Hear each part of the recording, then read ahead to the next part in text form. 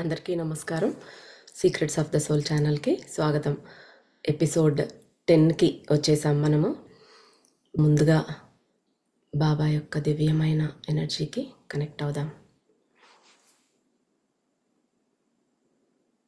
ఓం శ్రీ గురుభ్యో నమః.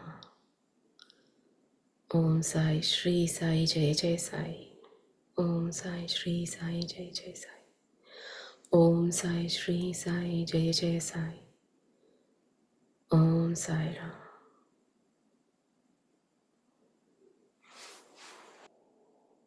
తొమ్మిదవ భాగంలో మీకు ఒక హోంవర్క్ ఇచ్చాను. ఎవరైనా చేశారా? కొంచెమైనా వర్క్ చేశారా దాని మీద? మనకేం చెప్పారు బాబా? మనము వర్తమానంలో జీవించకుండా గతంలో భవిష్యత్తులోనే జీవిస్తూ ఉంటాం. వర్తమానాన్ని, అందులో ఉండే ఆ మాధుర్యాన్ని మనము పట్టించుకోవట్లేదు.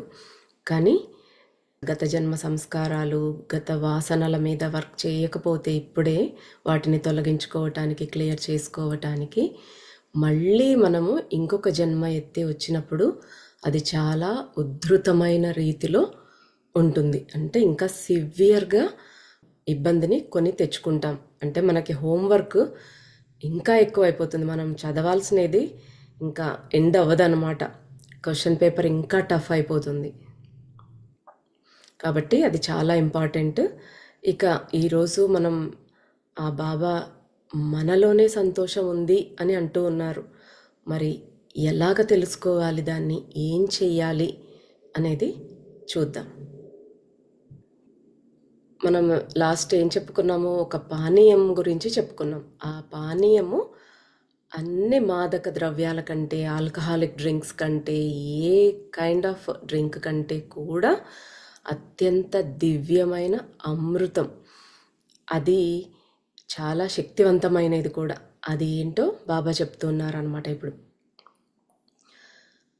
అది నిజంగా ఏ అతీతమైనదో, కంటికి కనపడనిదో అలా చెప్పట్లేదు నేను.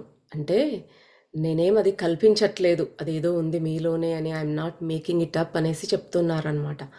నిజంగానే మీలో అమృతం ఉంది.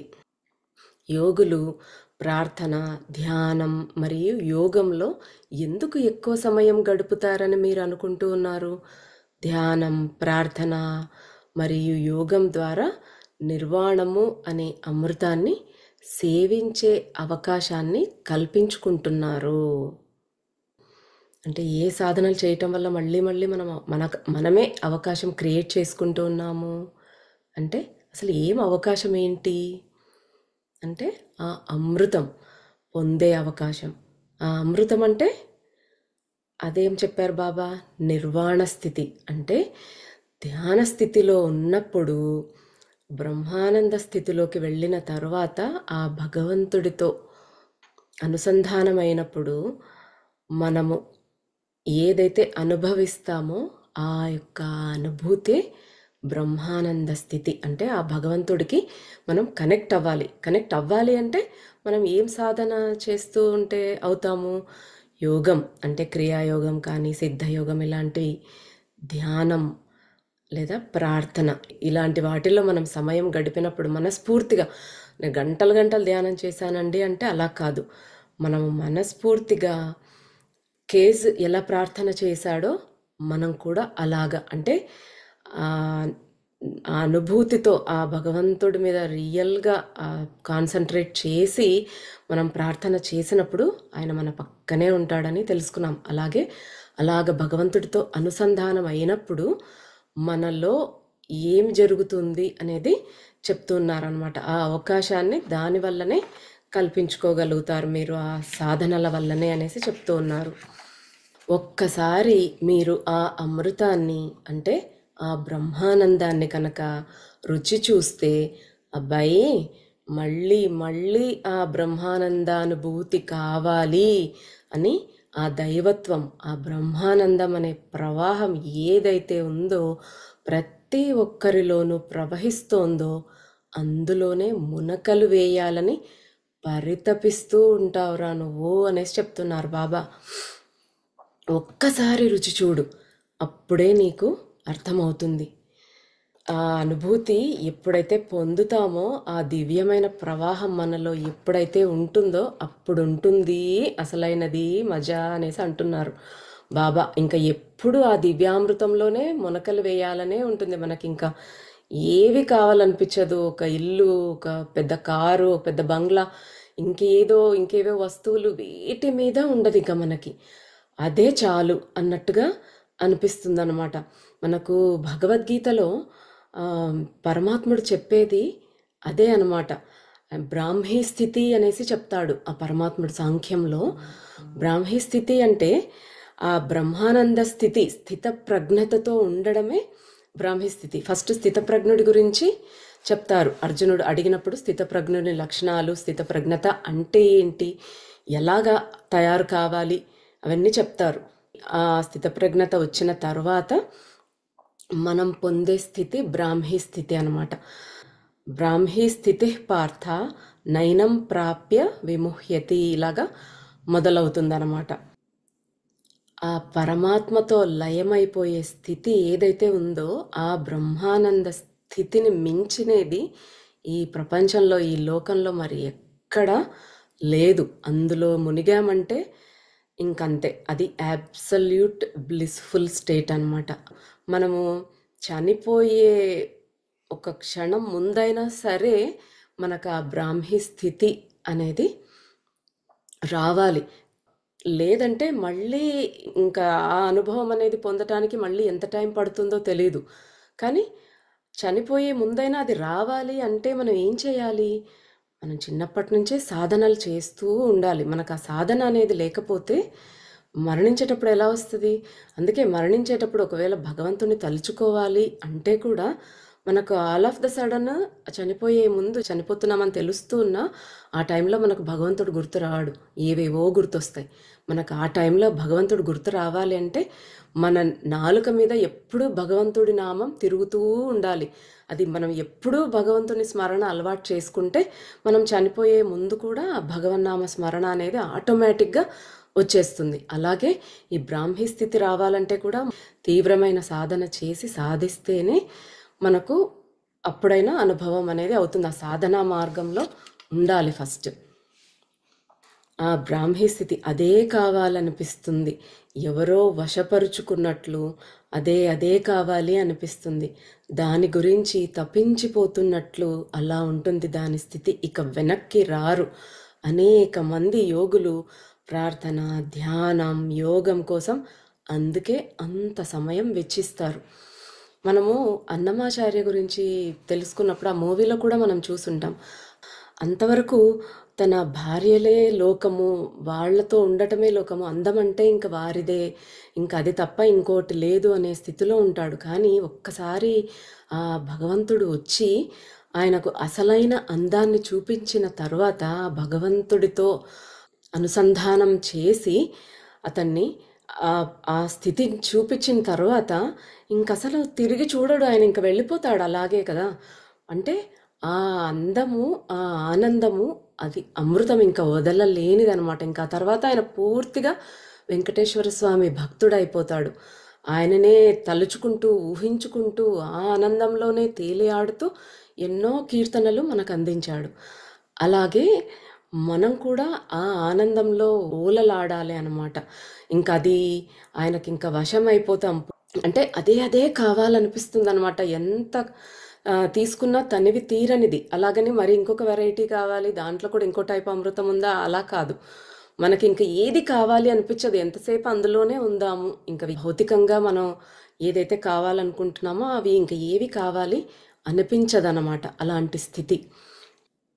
ఎలా అయితే కస్తూరి జింక అడవి అంతా పరుగెడుతుందో, మీరు కూడా ఆ ఆనందామృతం అనే నిర్వాణ స్థితిని మీలోనే పెట్టుకుని దానికి అవకాశం కల్పించుకోకుండా ఒక పరిస్థితి నుంచి ఇంకో పరిస్థితికి, ఒక కర్మ నుంచి ఇంకో కర్మకు పరుగులు పెడుతూనే ఉంటారు. మనకి ఒక్కదానితో ఎప్పుడు తృప్తి ఉండదు కదా. ఒకటి ఉన్నా మనకి ఇంకేదో కావాలనిపిస్తుంది. మనం ఏది కోరుకోవాలో అది కరెక్ట్గా కోరుకోవాలన్నమాట. మనం ఎంతసేపు భౌతిక సుఖాల కోసం పరుగులు పెడుతూ ఉంటే, భౌతికపరమైన కోరికల కోసం మనం అక్కడే ఉంటాం. మనకు వాటి వల్ల పూర్తిగా తృప్తి అనేది కలగదు. ఒకటి కొనగానే ఇంకొకటి కావాలనిపిస్తుంది, ఇంకొక వెరైటీ. ఈరోజు బీరకాయ తిన్నామా, రేపు వంకాయ తిన్నాం, ఎల్లుండి ఇంకా వెరైటీగా పన్నీర్ కావాలి. ఇంకా అక్కడికి తృప్తి పడతామా? నో, ఇంకొకటి ఏదో కావాలి, పాస్తా కావాలి, పిజ్జా కావాలి. మనది అక్కడికి అది క్షణికమైన ఆనందం. దానికి ఒక తృప్తి అనేది పర్మనెంట్గా ఉండదన్నమాట. మనం చేసేవన్నీ ఎలా ఉంటాయంటే, బస్సు బాగుంది కదా అనేసి ఆ బస్సు ఎక్కి కూర్చుంటాం. మనం ఎక్కడికి వెళ్ళాలో అక్కడికి వెళ్ళే బస్సు ఎక్కమన్నమాట. ఈ బస్సు చాలా అందంగా ఉంది, కొత్తగా ఉంది, దీంట్లోనే కూర్చుంటా అంటే అది ఎక్కడికి తీసుకెళ్తుందో అక్కడికే వెళ్తాం మనం.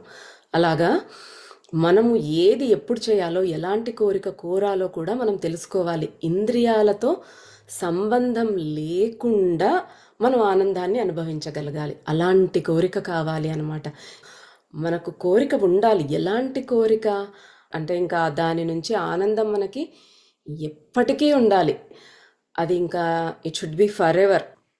ఇది బయట ఎక్కడా దొరకదు. కస్తూరి మృగం బయట వెతుక్కుంటుంది కదా, కస్తూరి మృగంలోనే దాని యొక్క సువాసన దాగి ఉన్నట్టు మనలోనే ఈ ఆనందం అనేది ఉంది. కానీ మనం దాన్ని వదిలేసి బయటే వెతుకుతున్నాం అన్నమాట. దేని గురించో అన్వేషణ. ఆ అన్వేషణ ఎలాగూ అతీతమైనది. అందుకే మనుషులను చూస్తే ఆశ్చర్యంగా ఉంటుంది మాకు. మానవునికి అన్నీ ఉన్నాయి, కానీ ఏమీ లేవు. చాలామందికి ఎంత ఉన్నా తృప్తి అనేదే ఉండదు. మనకి అదే ఒక ఇల్లు ఉంటే ఇంకొక ఇల్లు కావాలి, ఒక కారు ఉంటే ఇంకో కారు కావాలి. ఏ దాని గురించో ఎప్పుడు అన్వేషణ, పరుగులు తీస్తూనే ఉంటామన్నమాట. మనల్ని చూస్తే బాబా వాళ్ళు ఏంటో ఈ జీవులు ఎప్పటికి తెలుసుకుంటారో అన్నట్టుగా ఉంటుందంట వాళ్ళ ఫీలింగ్. మనం ఫస్ట్ మన పక్క వాళ్ళతో ప్రేమగా మాట్లాడటం కానీ, పక్షపాత బుద్ధి వదిలేసి అందరితో మంచిగా ఉండటం, అందరిలో భగవంతుణ్ణి చూడటం మొదలు పెడితే అన్నీ ఆటోమేటిక్గా ఒక్కొక్క స్టెప్పు అలాగా మనకి విశ్వము అందిస్తుంది అన్నమాట. మనల్ని డైరెక్ట్ చేస్తుంది ఏ ప్యాత్లో వెళ్ళాలి అనేది. మిమ్మల్ని చూస్తే మాకు ఆశ్చర్యం వేస్తుంది. అవును బేటా, జ్ఞాన సాధన ద్వారా, కొన్ని శ్వాస క్రియల వల్ల, కొన్ని యోగిక్ ఎక్సర్సైజెస్ వల్ల మీలో, మీ అంతరంగంలో ఉన్న సహస్ర దళ పద్మం నుండి విడుదలయ్యే అమృత ధారను అవి విడుదల చేయగలవు. అంటే ఆ అమృత ధార అనేది ఇప్పుడు చెప్తున్నారు బాబా. ఏంటి, బ్రహ్మానంద స్థితికి వెళ్ళిన తరువాత ఆ జ్యూస్ ఏదైతే ఉందో, ఆ పానీయం, అది ఎలా వస్తుందో చెప్తున్నారు. మనం ఈ ప్రాక్టీసెస్ అన్నీ చేస్తూ ఉన్నప్పుడు లోవర్ లెవెల్స్ నుంచి మనం అప్పర్ లెవెల్కి వెళ్తామన్నమాట. మన చక్రాస్ అన్నీ యాక్టివేట్ అవుతూ పద్మం అంటామన్నమాట. అది ఇక్కడ సహస్రార స్థితి, ఇక్కడ ఒక పువ్వులాగా విచ్చుకుంటుంది. సహస్రం అంటే సంస్కృతంలో అనంతము అని పేరు. కేవలం 1000 అని కాదు. సహస్రదళం అంటే ఇంకా ఎన్నో రేకులు ఉన్న పువ్వు అనేది విచ్చుకుంటుంది. ఆ స్థితి, సహస్రార స్థితికి చేరినప్పుడు మనము ఇంకా మనలో ప్రకటమయ్యేదంతా దైవిక లక్షణాలే అన్నమాట. మనం ప్రతి ఒక్కరిలో దేవుణ్ణి చూడగలుగుతాం. ప్రేమ, పూర్తి ప్రేమలో ఉంటాం. ప్రేమే మనం అయిపోతాం బాబాలాగా. ఆ స్థితి వచ్చినప్పుడు అమృత ధార అనేది విడుదలవుతుందన్నమాట. సాధనలో మన హయ్యర్ సెంటర్స్ అన్నీ కూడా యాక్టివేట్ అయినప్పుడు ఆ అమృత ధార అనేది కురుస్తుంది. అదొక తేనె లాంటి చిక్కని ద్రవం అన్నమాట. అది ఎక్కడ మొదలవుతుంది అంటే, ఇది కూడా మనకు భగవద్గీతలో భగవానుడు అర్జున విషాద యోగంలోనే చెప్పాడనమాట. బిందు చక్ర అనేది ఉంటుంది. ఆ బిందు చక్ర అనేది మనకి ఇక్కడ పంతుళ్ళు వీళ్ళు పిలక పెట్టుకుంటారు కదా, ఆ స్థానంలో ఉంటుంది బిందు చక్ర. అక్కడి నుంచి తేనె లాంటి ద్రవం అది కంఠం దగ్గర యోగులు అనుభూతి చెందుతారు. యోగంలో ఉన్నప్పుడు వాళ్ళ నాలుక వెనక్కి ఫోల్డ్ చేసుకుని అంగిట్లోకి చేరినప్పుడు ఆ స్థితిలో, అంటే అది ప్రాక్టీస్ మీద ఇంకా బాగా వస్తుంది, పూర్తిగా భగవంతుడిలో లయమయ్యే స్థితి, ఆ సహస్రార స్థితికి చేరుకున్నప్పుడు ఆ బిందు చక్రం నుంచి మనకు విడుదలయ్యే తేనె చుక్కని యోగులు అనుభూతి చెందగలుగుతారట. అది ఆ ద్రవము, ఇంకా దానికి ఏది సాటి రాదు. అదే అమృతం అన్నమాట. అది మనము ఆస్వాదించగలిగినప్పుడు, టేస్ట్ చేయగలిగినప్పుడు ఇంకా సంపూర్ణ ఆరోగ్యం ఉంటుందట. చాలా ఎనర్జీ ఉంటుంది, ఫుల్ ఇమ్యూనిటీ ఉంటుంది. అందుకే ఇప్పుడు చూస్తే మనం ఋషులు, యోగులు వీళ్ళంతా సమాధిలో ఉంటూ ఎప్పుడూ ఆ స్థితిని అనుభూతి చెందుతూ ఉంటారు. వాళ్ళు మాకు ఇవి కావాలి, అవి కావాలి అని భౌతికపరమైన కోరికలు వాటిల్లో ఉండరు. అడవిలో ఉంటూ చక్కగా ఏది అవసరం లేదు, సంవత్సరాలు ఆ సాధనలో వాళ్ళు గడుపుతారన్నమాట. అంతటి దివ్యమైన అమృతం అది. అంతరంగంలో ఉన్న సహస్రదళ పద్మం నుంచి విడుదలయ్యే అమృత ధారను ఆ సాధనలు విడుదల చేయటానికి హెల్ప్ చేస్తాయన్నమాట. ఆ అమృతాన్ని మనం రుచి చూడొచ్చు. ఆ అమృతము ఒక మధురమైన అద్భుత తేనె లౌకికతను అధివాస్తవికంగా మారుస్తుంది. అంటే అదేదో మనం ఊహించుకునేది అతీతమైనది కాదు, అది నిజంగానే యూ కెన్ ఎక్స్పీరియన్స్ దట్ అనేసి చెప్తూ ఉన్నారన్నమాట బాబా. భౌతికపరమైన విషయాల పట్ల మనకి ఏమాత్రం ఇంకా ఆసక్తి అనేది ఉండదు. ఎంతసేపు ఉన్నా భగవంతుడికి దగ్గర అవ్వాలి అనే కోరికనే మనలో పెంచుతుందన్నమాట. నిన్ను ఆ బ్రహ్మానందపు స్థితిలో చుట్టివేస్తుంది. ఆ అమృత బిందువు ఖచ్చితంగా ఉంది అంటే అది నిజంగా ఉంది, నేనేదో ఊరికే చెప్పట్లేదు అదే అని చెప్తున్నారు బాబా. అదే యోగులు నిత్యం అన్వేషించేది. ఒక్కసారి దాని రుచి చూస్తే ఇక వేరే ఏమీ అక్కర్లేదనిపిస్తుంది. అదే మనం ఇందాక చెప్పుకుంది, మనకు ఒకటి ఎలాంటి కోరిక ఉండాలంటే ఇంకా అది తీరిన తర్వాత ఇంకా ఏది కావాలి అనిపించకూడదు, అలాంటి స్థితి అనమాట ఇది. ఒక్కసారి దాని రుచి చూస్తే ఇక మళ్ళీ వేరే ఏమి కావాలనిపించదు. అఫ్ కోర్స్ అది నిన్ను ఎక్కడికో తీసుకుని వెళ్తుంది, అంటే మనల్ని చాలా ఉన్నతంగా చేస్తుంది అనమాట. మనల్ని ఎన్నో స్టేజ్లు మనం పైకి వెళ్ళినట్టే అది టేస్ట్ చేయగలిగామంటే. చాలామంది ఇక ఆ భగవంతునిపై కూడా ఆసక్తి చూపరు, ఎందుకంటే అంత మత్తు, అంత దివ్యమైన స్థితిలోకి వెళ్ళిపోతారు, బ్రహ్మానందం అనే మత్తులోకి. మనము నువ్వు వేరు నేను వేరు అనే ఈ ద్వంద్వాల్లో నుంచి దానికి అతీతమైన స్థితి ఏకత్వ భావనలోకి వెళ్ళినప్పుడు, అంటే అందరిలోనూ పరమాత్మనే ఉన్నాడు అనేది మనం ఎప్పుడైతే నిజంగా చూడగలుగుతామో, తెలుసుకోగలుగుతామో, ఆ స్థితిలోకి మనం మారిపోయినప్పుడు భగవంతుని అనుగ్రహం మనకి ఆటోమేటిక్గా కలుగుతుంది. ఆ సమయంలో ఇంకా మళ్ళీ కూర్చుని పూజలు చేయాలి, ఇంకా అది చేయాలి ఇది చేయాలి అనే ఇంట్రెస్ట్ కూడా ఉండదు. ఎందుకంటే ఆల్రెడీ ఎప్పుడూ భగవంతునితో అనుసంధానమయ్యే ఉన్నాం. మళ్ళీ మనలో నుంచి బయట చూడట్లేదు దేవుణ్ణి, అంటే బయట పటాలు పెట్టుకుని అక్కడే ఉన్నాడు దేవుడు, నాలో లేడు అనే భావనలో లేరు ఇంకా ఆ స్టేజ్లో. నాలోనే భగవంతుడు ఉన్నాడు, అంతటా భగవంతుడు ఉన్నాడు, నేను భగవంతుడిని సపరేట్గా చూడట్లేదు అనే స్థితి అన్నమాట. అప్పుడు ఇంకా వాళ్ళకి ఏ పూజ నాకు చేయాల్సిన అవసరం లేదు అనే ఫీలింగ్ వాళ్ళకు లోపల నుంచి వాళ్ళకే వస్తుందన్నమాట. ఇంకా అంత దివ్యమైన స్థితిలోకి వాళ్ళు వెళ్ళిపోతారు. సరేలే, ఇక ఏమైనప్పటికీ ఇప్పుడు ఆ బెనగల్ ఫ్యామిలీ దగ్గరకు వెళ్దాం పద. అక్కడ నువ్వు కూడా ఉన్నావు కాబట్టి సుఖంగా గడుపు. ఆ చిన్న జుట్టుతో చాలా క్యూట్గా ఉన్నావు, కానీ నాకు నీ పొడవాటి ఉంగరాల జుట్టే ఇష్టం. లాస్ట్ ఎపిసోడ్లో మనకి గుర్తుందా, చెప్పారు బెనగల్ ఫ్యామిలీ తెలుసా నీకు, వాళ్ళతో వాళ్ళ దగ్గరికి తీసుకెళ్తాను అన్నారు బాబా. అది చెప్పారు, కానీ ఇంకా తర్వాత వాళ్ళ దగ్గరికి తీసుకెళ్లే ముందు అక్కడ వాళ్ళకి జరిగే సిచ్యుయేషన్లో మనకు అర్థమయ్యేలాగా చేస్తారు, ముందే మనకు జ్ఞానాన్ని అందించేస్తారు అన్నమాట బాబా. సో ఇప్పుడు ఇంకా స్టార్ట్ చేస్తున్నారు. సరే ఇవన్నీ ఇంతసేపు డిస్కషన్ అయిపోయింది, ఇంకా చాలే, ఇప్పుడు ఇంకా మనం ఆ బెనగల్ ఫ్యామిలీ దగ్గరికి వెళ్దాం పదా అనేసి చెప్తూ ఉన్నారు. నువ్వు కూడా ఉన్నావు అక్కడ అంటున్నారంటే 7 years వెనక్కి తీసుకెళ్తున్నారు. అంటే గతంలో అతను కూడా ఉన్నాడు, రుద్ర అక్కడ ఉన్నాడు కాబట్టి నువ్వు కూడా అక్కడ ఉన్నావు. సో సుఖంగా గడుపు, అంటే ఎంజాయ్ చెయ్యి అంటున్నారు. రుద్ర తన కళ్ళను మూసుకున్నాడు, కానీ అతను బాబా మధురమైన నవ్వు గతం వరకు వినగలిగాడు. అంటే కళ్ళు మూసుకున్నాడు రుద్ర, గతం అంటే 7 years బ్యాక్కి వెళ్తూ ఉన్నాడు. ఆ గతంలోకి వెళ్ళిపోయిన తర్వాత కూడా ఇక్కడ ప్రజెంట్లో బాబా నవ్వు ఏదైతే చూశాడో, ఆ మధురమైన దివ్యమైన నవ్వు, అది ఆ గతం దాకా వినిపిస్తోందట. ఆయన అది ఫీల్ అవ్వగలిగాడనమాట. ఇక్కడ బాబా రీఇన్ఫోర్స్ చేసి చెప్పినటువంటి సెంటెన్స్ చెప్పుకుందాం.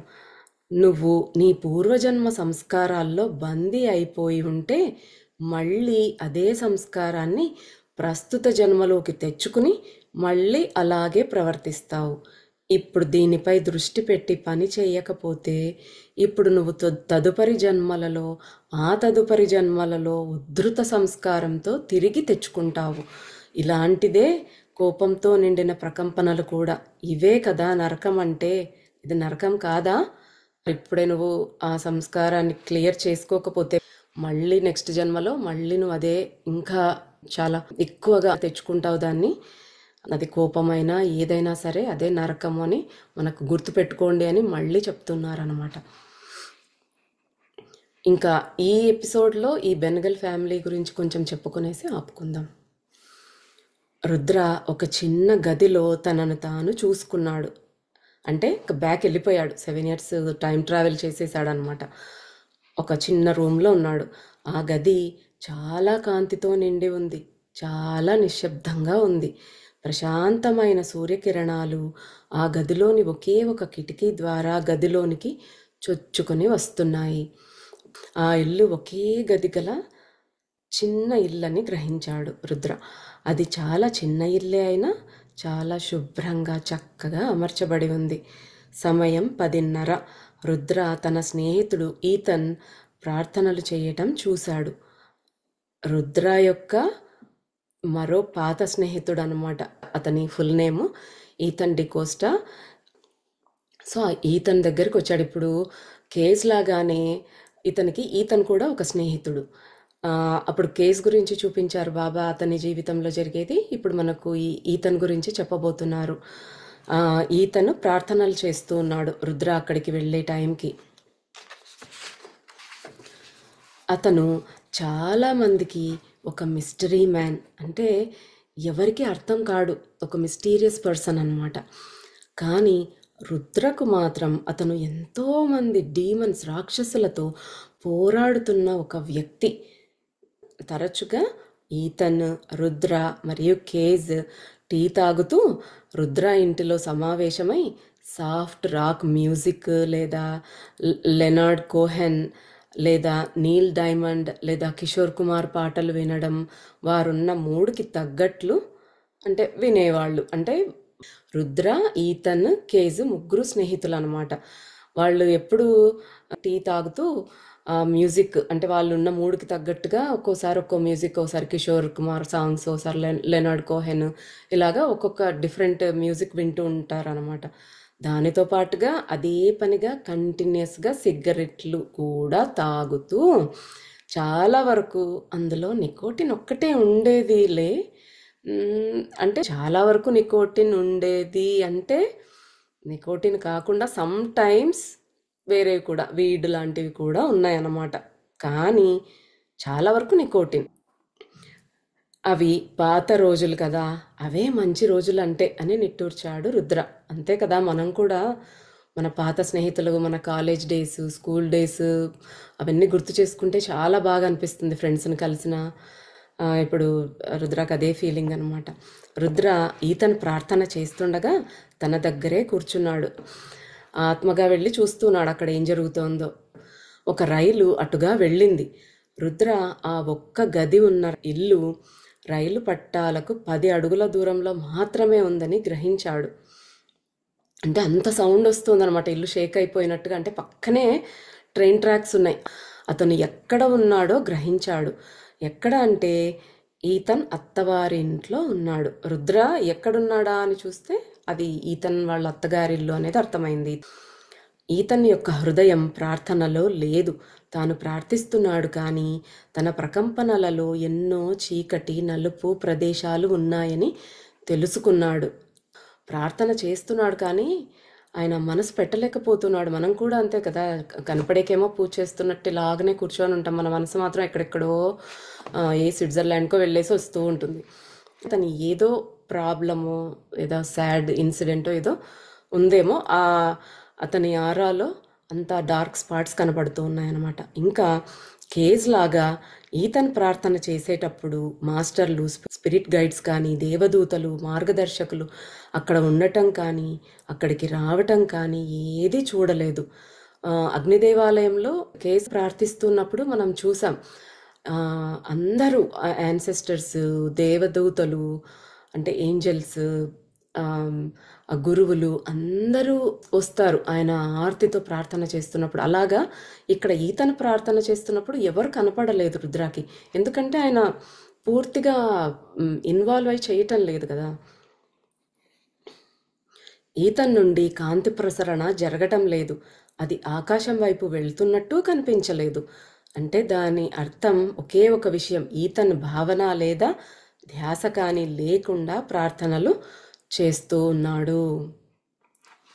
మనం కూడా గమనించుకోవాలి, ఎంత భక్తితో నిజంగా ప్రార్థన చేస్తున్నాము. ఏదో చదివేశామా, స్తోత్రం అయిపోయిందా మంత్రం కాకుండా, అంటే దేవుడిలో లయమైపోతున్నాము అనే భావనతో మనం పూజ చెయ్యాలి అన్నమాట. అంటే మనల్ని కూడా చెక్ చేసుకోమని చెప్తున్నారు బాబా. ఆయన నుంచి కాంతి ప్రసరణ జరగట్లేదు. కేస్కి మనం చూసాం, ఆయన నుంచి కాంతి పైకి ప్రసరించి యూనివర్స్లోకి వెళ్తుంది. అంతేకాకుండా చుట్టుపక్కల ఉన్న వాళ్ళకు కూడా ఎనర్జీని ఇస్తుంది. అలాగా ఇతని విషయంలో ఏమీ జరగటం లేదనమాట. ఈతను తన ప్రార్థనా పుస్తకాన్ని కింద పెట్టి నిట్టూర్పు విడిచాడు. అది ప్రార్థనలో నిమగ్నం అవ్వలేదని గ్రహించిన వారి నిట్టూర్పు. ఈతన్ పైన ఉన్న జీసస్ మరియు మదర్ మేరీ చిత్రపటాలను చూశాడు. నన్ను క్షమించండి, సో సారీ, నేను దృష్టి పెట్టలేకపోతున్నాను. నిజంగా ప్రార్థన చెయ్యాలని ఉంది, కానీ ధ్యాస పెట్టలేకపోతున్నాను, నన్ను క్షమించండి అనేసి పైన జీసస్ మేరీ ఫొటోస్ ఉంటే వాళ్ళకు చూసి ఆయన సిన్సియర్గా చెప్పుకుంటున్నాడు. అప్పుడు హఠాత్తుగా ఒక పరిణామం జరిగింది. ఈతన్ యొక్క ఆరా హీల్ అవ్వటం మొదలైంది. రుద్ర లేచాడు. ఎందుకంటే అతను జీసస్ యొక్క ఉనికిని అనుభూతి చెంది తర్వాత జీసస్ను ఆ గదిలో కళ్ళారా చూశాడు. ఆరా ఎంతో ప్రశాంతంగా, తేజస్సుతో, మాటలతో వర్ణించనలవి కానంత అందంగా, అంత సౌందర్యంగా ఉంది. ప్రభువు ఈతన్ను ఆశీర్వదించాడు. ఇది జరుగుతున్నంతసేపు ఈతను జీసస్తో మాట్లాడుతూనే ఉన్నాడు. కొద్ది క్షణాల తర్వాత ఈతను ఇక మాట్లాడలేకపోయాడు. స్పష్టంగా అతని ఆరా జీసస్ క్రైస్ట్ ఆరా యొక్క సాన్నిధ్యాన్ని అనుభూతి చెందింది. ఆరా యొక్క చికిత్సతో, అంటే హీల్ అవటం వల్ల ఈతన్ కళ్ళు మూసుకుని నిదానంగా దీర్ఘశ్వాస తీసుకుంటూ ఉన్నాడు. సో అతను సారి మనస్ఫూర్తిగా చెప్పుకున్నాడు. అప్పుడు వెంటనే జీసస్ అక్కడికి రావడము రుద్ర చూడగలిగాడు అనమాట, ఆత్మగా ఉన్నందుకు.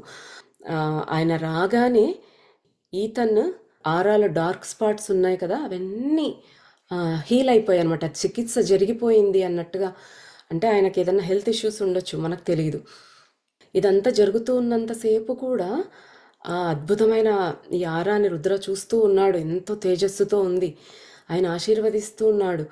ఇదంతా జరుగుతున్నంతసేపు ఈతను మాట్లాడుతూనే ఉన్నాడు. అంటే పైన పటం చూస్తూ జీసస్ది ఆయన ఏదో చెప్తూనే ఉన్నాడు భగవంతుడికి.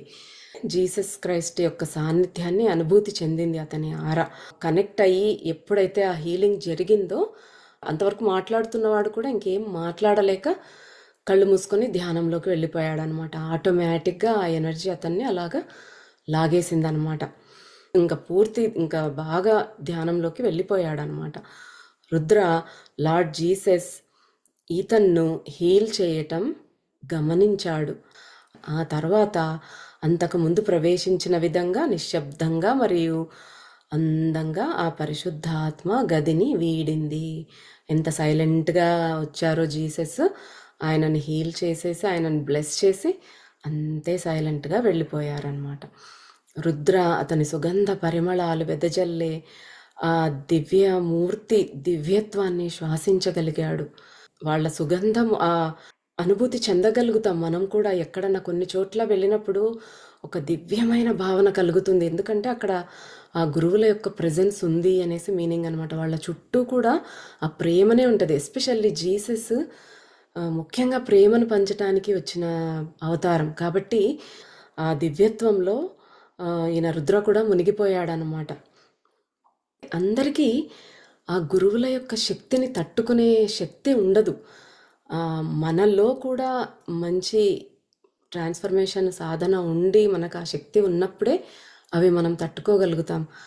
రుద్ర ఆల్రెడీ బాబాతో ఉన్నారు, బాబా చెప్తున్నవి వింటున్నారు, బాబాతో కనెక్టెడ్గా ఉన్నారు అంటేనే రుద్ర కాస్త హయ్యర్ లెవెల్లో ఉన్నాడనేది మనకు అర్థమవుతుంది.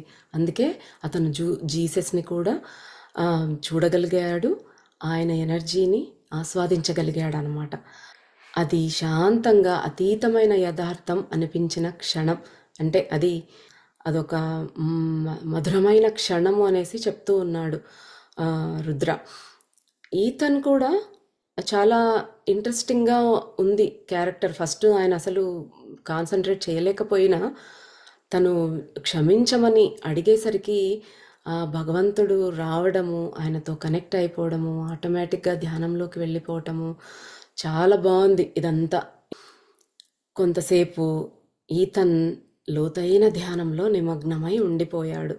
ఆరా మాస్టర్ ద్వారా ఆశీర్వదించబడి శుద్ధి చెందిన తరువాత అతని యొక్క శరీరం, మనసు, ఆత్మ అన్నీ అలైన్ అయిపోయి ఉన్న స్థితిలోకి వెళ్ళిపోయాడనమాట. పూర్తి ధ్యాన స్థితిలోనికి ప్రవేశించి చాలాసేపు ఈతను అదే స్థితిలో, అదే ధ్యాన స్థితిలో కూర్చుండిపోయాడు. అంటే ఆయనతో ఆశీర్వదించబడి ఆయన ప్యూరిఫై అయిపోయాడనమాట. ఆయన ప్యూర్గా తయారైన తర్వాత ధ్యానంలోనే డీప్గా వెళ్ళిపోయాడు. మనం కూడా ఆ ధ్యాన స్థితిలోనికి వెళ్ళి ఆ పరమాత్మని నిజంగా పిలిచినప్పుడు, ఆయనని ధ్యానించిన, అది మనస్ఫూర్తిగా ఆర్తితో చేసినప్పుడు మనం కూడా అలాంటి ఫీలింగ్ని పొందగలుగుతాము. అది మనం గమనించుకోవాలి. ఆ ఎనర్జీ ఫ్లో ఒక్కోసారి చాలా బాగా తెలుస్తుంది. అంటే మాస్టర్స్ మన దగ్గరికి వచ్చారు అనేది మనం అర్థం చేసుకోవచ్చు. మనకు తెలియదు అంతే, కానీ మాస్టర్స్ వచ్చారు అనేది ఇక్కడ వింటూ ఉంటే, ఇవన్నీ చదువుతూ ఉంటే అర్థమవుతుంది. ఈ రోజుకు ఇక్కడ స్టాప్ చేసుకుందాం. ఇంకా నెక్స్ట్ ఈతన్ ఏం చేయబోతూ ఉన్నాడు, ఈతన్కి ఏమన్నా టెస్ట్ జరగబోతోందా, అవన్నీ కూడా వచ్చే వారం తెలుసుకుందాం. ఈరోజు మనకు బాబా బ్రహ్మానంద స్థితి గురించి, ఆ స్థితిలోకి వెళ్ళాక మనల్లో స్రవించే ఆ అమృతం గురించి, ఆ అనుభూతి ఎలా ఉంటుందో ఇవన్నీ చెప్పారు. అంటే మన కోసం బాబా ఏదో హై లెవెల్లో చెప్పడం కాకుండా ఇంత ఈజీగా మనకు అర్థమయ్యేలా ప్రతి పాయింట్ హైలైట్ చేసి అన్ని విడమరిచి చెప్తూ ఉన్నారు. సో దీన్ని మనం చక్కగా యూస్ చేసుకోవాలి, మన సాధనని ముందుకు తీసుకువెళ్ళాలి. మనం ప్రాక్టీస్ చేస్తూ ఉంటేనే అది మనకు డైరెక్ట్గా సబ్కాన్షియస్ మైండ్లోకి వెళ్తుంది. మనకి లోపలికి వెళ్ళాలి, ఇంకిపోవాలి. మన నరాన అణువున ఈ జ్ఞానం అనేది ఇంకిపోవాలి. అంటే అది ఎలాగ సాధ్యమవుతుంది? మనం ప్రాక్టీస్ చేస్తేనే. ఒకటి వింటున్నాం కాబట్టి మనం ఇప్పుడు ఎలాగ మనం ఏవేవి అధిగమించాలి, మనకు కోపం ఎక్కువ ఉందా, భయం ఉందా, ఒకరి మీద ద్వేషంతో ఉన్నామా, ఎవరిని యాక్సెప్ట్ చేయలేకపోతున్నామా, ఎన్ని ఉన్నా తృప్తి ఉండట్లేదా, ఇంకా ఏదో కావాలనిపిస్తుందా, ఇవన్నీ మనలోకి మనం వెళ్ళి గమనించుకొని వాటిని ఒకటొక్కటి తొలగించుకుంటూ వస్తున్నట్టయితే ఆ ప్రాక్టీస్ ఏమవుతుందంటే మన లోపలికి వెళ్ళిపోతుంది. అంటే అప్లోడ్ చేసేసుకుంటాం మన సబ్కాన్షియస్ మైండ్లోకి. అవే కదా మళ్ళీ నెక్స్ట్ జన్మకి మనం క్యారీ చేసుకునేది. ధ్యానం చేస్తూ ఉన్నప్పుడు మనకు వేరేవన్నీ కాసేపు ఆలోచనలు అవి ఇవి వస్తాయి, వాటిని ఏం పట్టించుకోద్దండి. అలా మూవీ చూస్తున్నట్టుగా జస్ట్ అవి అలా వెళ్ళిపోతూ ఉంటాయి మన ముందు. మనం వాటి వెంట వెళ్ళకూడదు. మనం ఫస్ట్ కూర్చోవడం అలవాటు చేసుకోవాలి. కూర్చున్న తర్వాత కాసేపటికైనా మనలో ఆలోచనలన్నీ పోయి మనకి ఒక ఇంట్యూషన్ లాగా వస్తుందన్నమాట. మనం ఏం చెయ్యాలి, మనం ఎక్కడ తప్పు చేస్తున్నాము అనేవి కొన్ని మనకే తెలుస్తాయి అన్నమాట. ఆ స్థితిలోకి మనం వెళ్ళాలి అంటే ఫస్ట్ మనం కూర్చోవాలి, ధ్యానం అనేది మొదలు పెట్టాలి. ధ్యానం చేసేదే మనలోనికి మనం వెళ్ళి మనల్ని మనం తెలుసుకోవటానికి. అక్కడే మనం ఆ పరమాత్మను కూడా అనుభూతి చెందుతాం. మనం అవన్నీ నేర్చుకుని అందరిలో పరమాత్మని చూడగలిగి మంచిగా ప్రతి ఒక్కరితో మంచిగా ఉంటూ, పక్కవారితో గొడవ లేకుండా, వాళ్ళని ఒక పక్షపాత బుద్ధితో చూడకుండా మంచిగా ఉన్నప్పుడు, అంటే స్థితప్రజ్ఞుడి లక్షణాలు మనం ఒకటొక్కటి కలెక్ట్ చేసుకొని మనలో పెంపొందింప చేసుకుంటూ ఉన్నప్పుడు ఆటోమేటిక్గా ఆ భగవంతుడు మన హృదయ సింహాసనం మీద అధిష్ఠిస్తాడు. మనం ఇంకా ఎక్కడో భగవంతుడిని వెతకక్కర్లేదు. ఆయన మనలోనే మన దగ్గరే తిష్ట వేసుకుని కూర్చుంటాడు. ఆ స్థితికి మనము చేరుకోవాలి. దానికోసమే ఈ ప్రయత్నం అంతా. ఇక్కడ ఒక చిన్న అనౌన్స్మెంట్ చేద్దామనుకుంటున్నాను. Next week winter break start అవుతుంది కాబట్టి ఆ 2 వారాలు నాకు ఈ సెషన్స్ చేయటం కుదరదు. కాబట్టి మళ్ళీ జనవరిలో మిమ్మల్ని కలుస్తాను. ఒక 3 వీక్స్ సెషన్స్ రాకపోవచ్చు. అర్థం చేసుకోగలుగుతారని అనుకుంటున్నాను. 3 వారాల తర్వాత మళ్ళీ కలుద్దాం. అంతవరకు సెలవు. నమస్కారం.